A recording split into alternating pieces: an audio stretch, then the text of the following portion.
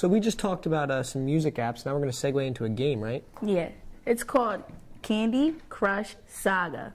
And everybody loves it, right? It's at the top of the app charts on both platforms. It's for Android and Apple. Yeah. And it's a game, very addictive, right?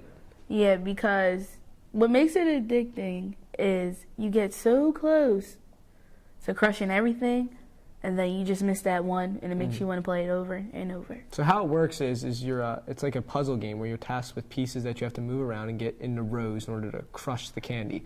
That's where Candy Crush comes from. And you build up points as you do it, and each goal for each level is to amount a certain amount of points.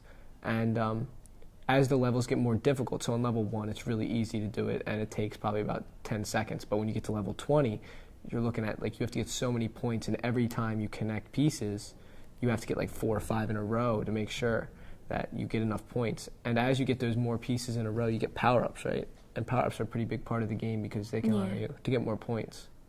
And what happens when you run out of lives? Because you don't have unlimited lives, right? No, you start with 5. When you run out, you have 2 options. You can wait, I think it is 30 minutes for your one life to reset, and each life is like 30 minutes, so you have to wait for them to reset. Or you can connect to your Facebook, and your friends that also play the game can send them to you. Yeah, and I think they really like the fact that they can have access to all those people's information by connecting to Facebook.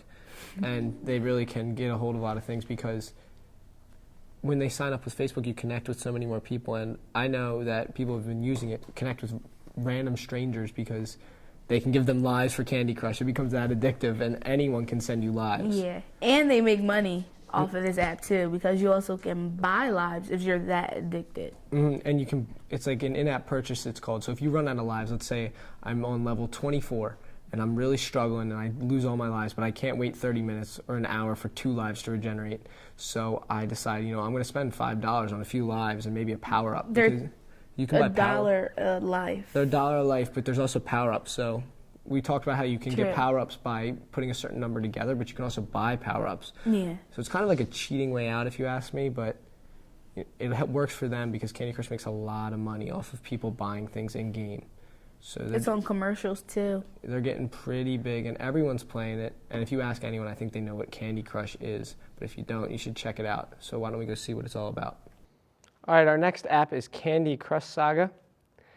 It's brought to you by Kings. So when it loads up, you can start the game, and we'll show you a brief demo of how the game is played. So I'll play there. I'll play the first game just because it's easy. So it's going to give you a little tutorial at the beginning.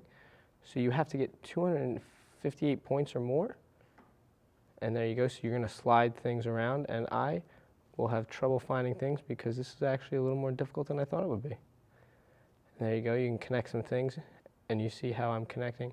That's not 3 in a row. It's telling me that. So it bumps it out of the way. There's 3 in a row there, 3 in a row there, and 3 in a row there. And you can see now that I got a little bit of a combo there. So it's going to give me some extra points. And I completed the level. That's Candy Crush Saga.